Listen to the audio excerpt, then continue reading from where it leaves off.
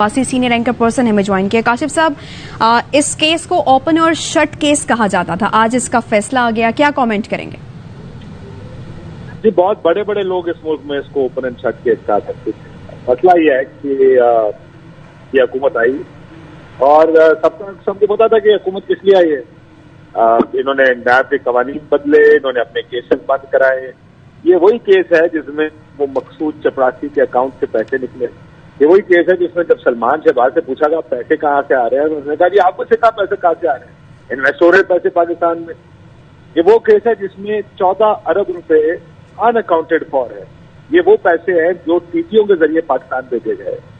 ये वो केस है जिसके बाद हमजा शहबाज अपने तमाम तर पैराफर्नेलिया के साथ पाकिस्तान छोड़कर चले गए थे और इस केस का फैसला सामना अब तक नहीं किया था, जिसमें पर्दे जुर्म आयद होनी थी।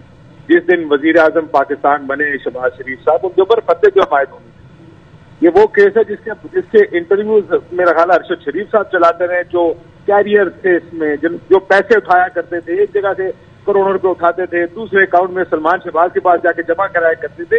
ये वही केस है। ये वो केस है जिसमें इस हुकूमत के आने के बाद अब किसी से नहीं पूछा जाएगा कि आपके पैसे कहाँ से आए।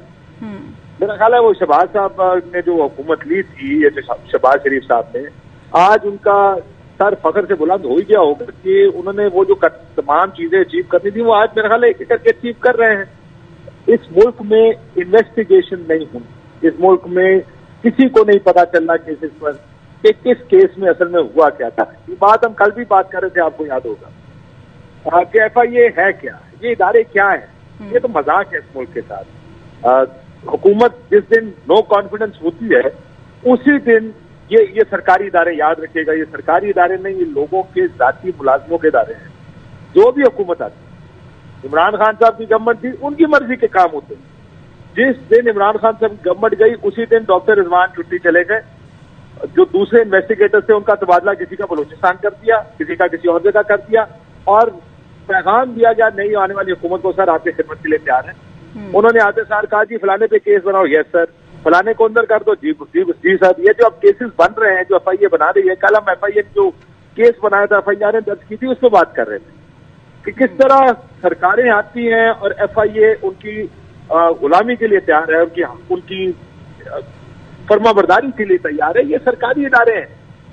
अब जब जो केस पिछली 3 साल ये पिछली हुकूमत कहती रही कि ओपन एंड शट केसेज है, ओपन एंड शट केसेज है, अब जब दूसरी हुकूमत आई है FIA ने वो केसेस बंद कर दिया, जो मुखालफिन है उनके खिलाफ केसेस बनाने शुरू कर दिए।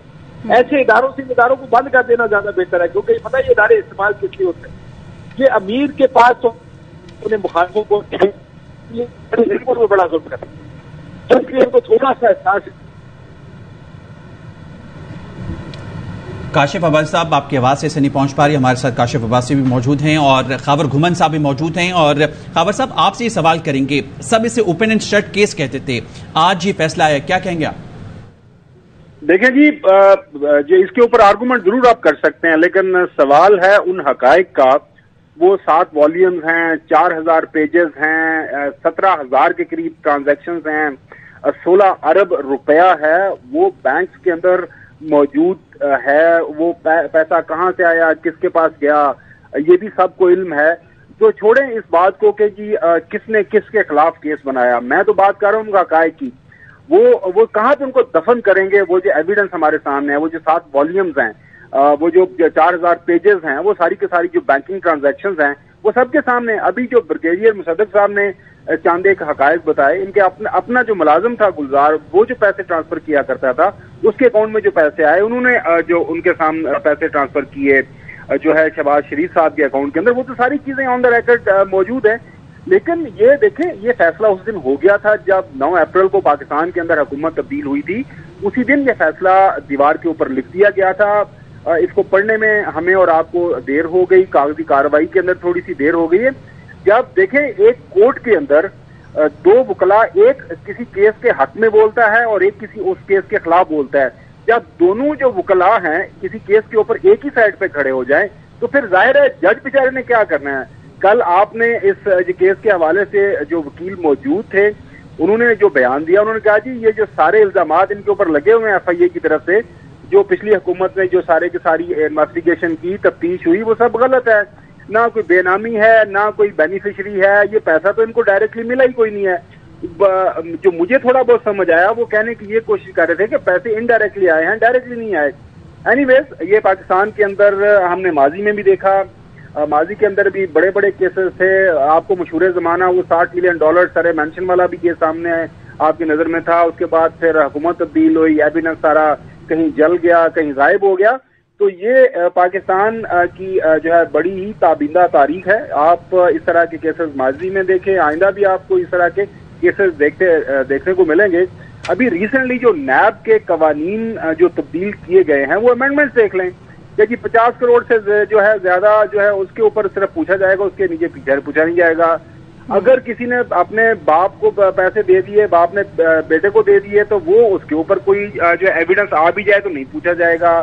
اب بارے ثبوت جو ہے وہ انویسٹیگیٹر نے بتانا ہے.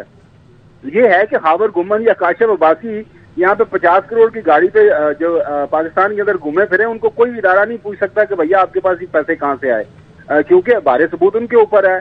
جو ہے آپ انویسٹیگیشن ایجنسی نے سارا کام کرنا ہے. تو یہ بدقسمتی سے ہمارے ملک کے اندر یہ سرکس لگا ہوا ہے، یہ سرکس لگا رہے گا جب تک پاکستان کے اندر آئین اور قانون کی حکمرانی نہیں ہوگی. ہم اسی طرح جو ہے مختلف پروگرامز کرتے رہیں گے.